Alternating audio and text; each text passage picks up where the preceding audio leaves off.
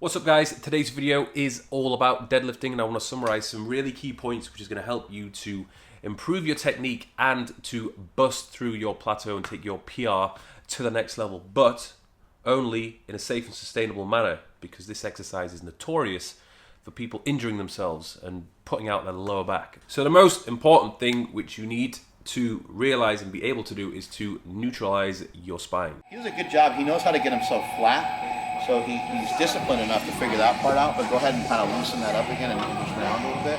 You can see how rounded he is here. Now that's just his body. Everyone's body is a little different. My back won't do that. My back is like stiff as a board. It's used to being straight for so long. Then also, if you look at him, he kind of has a long torso.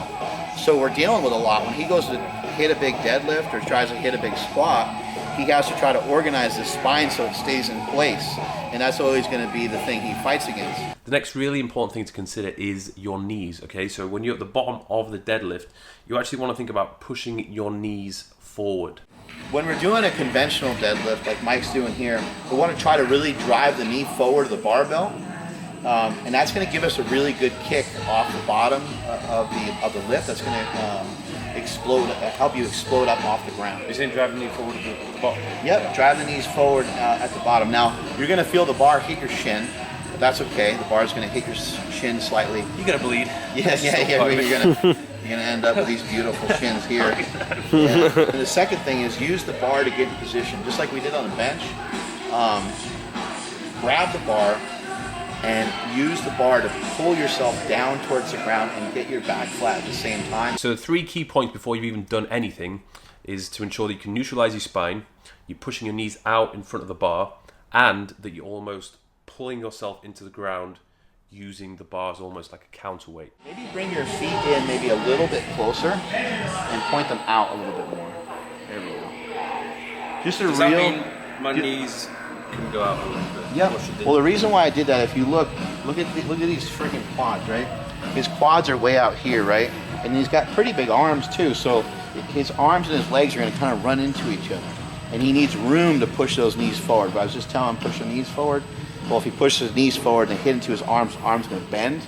He's going to be kind of in a funky position. Now, this is probably the most important aspect of the whole lift, in my opinion, which really stands out to me, and that is use of the glutes. Okay, the glutes are a key component of this lift, and if you're not engaging your glutes enough, or you simply just don't have very strong glutes, you really are going to struggle with shifting much weight or shifting it properly. Your other muscle groups are just going to take over, such as your lower back, and that's when you run the risk of injury. If you can really engage your glutes and just think about your posterior chain working as one, it's going to take your lift to a whole other level.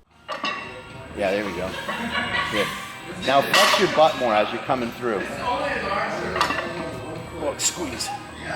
Even sooner, and straighten your legs out more at the top.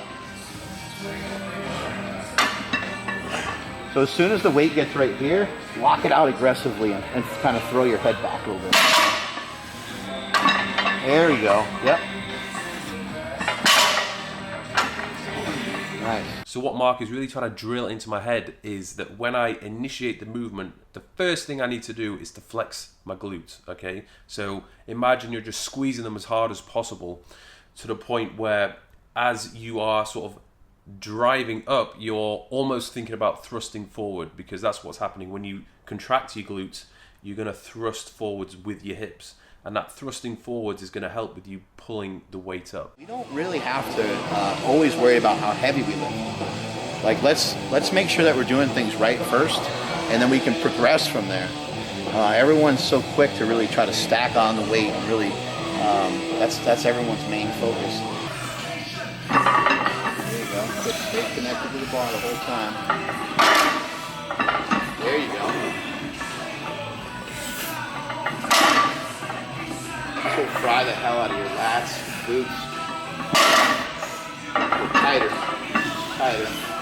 Be strict on yourself. There you go. Good. There you go. Yeah, it's a bit. Just feels, way more control. Another really important point which he was drilling into my head was the importance of the eccentric part of the movement, the negative, the lowering of the weight from top to bottom. And if you think about this, a lot of people who are in the gyms, they don't really take into consideration that part of the movement. You'll see a lot of people just, they'll lift the weight up, and then just slam it down, or they'll just drop it. And yes, okay, that's fair enough, it's impressive, but if you get that person to then try and lower that weight down in a controlled manner for 3 seconds, they're going to struggle, they're going to be shaking all over the place. The eccentric part of movement is a very, very important part of movement, which is going to help to build your strength. Yep. Good, back's looking good. Put the flex your butt a little sooner. Those hips in there, hips forward. Nice, there we go. Good. That was good. You were still strict on the way down and you went that way, so that was good. But I mean, for you, all you have to stretch is your glutes, and that's it. Your whole back will open up. Yeah. Because everything's all connected. Everything's connected, from everything from your shoulder here all the way across, and then all the way across here. So you stretch this glute, this whole side will open up. You stretch this glute, this whole side will open up. It'll make a huge difference. Now, improving your overall glute strength can come from just doing more deadlifts, but you're going to be much better off doing some specific glute-focused exercises outside of your sort of deadlifting routine, which is going to make a big difference. I'm going to do another video on glute training because I haven't done one yet.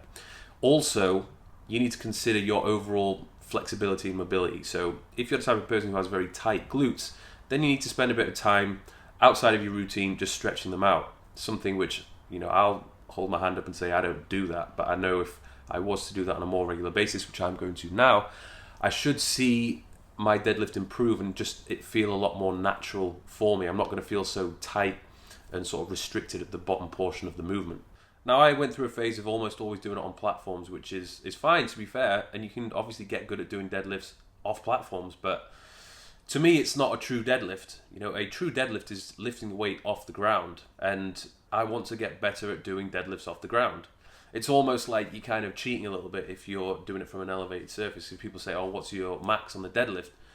And you've done a max but off platforms, and that's not really a true max, if you know what I mean. So I'm kind of trying to stay away from platforms at the moment, and I just want to get better at doing it the proper way. And yes, it will mean that I have to lift a little bit of a lighter weight, but I'm happy with doing that because that's something I know which is required for me to do. So the key things I want you to take away from this video is glutes and the negative portion of the movement, okay? Strengthen the glutes, stretch the glutes, engage the glutes when you're performing the movement, flex them from the very beginning, and thrust forward. Second of all, the eccentric, the negative portion of the movement. Be slow with it, take your time with it, control the movement, and you will notice your deadlift will improve massively if you keep these things into consideration. So thanks for watching, guys. Don't forget to subscribe to my channel and Mark's channel, and I'll see you guys soon.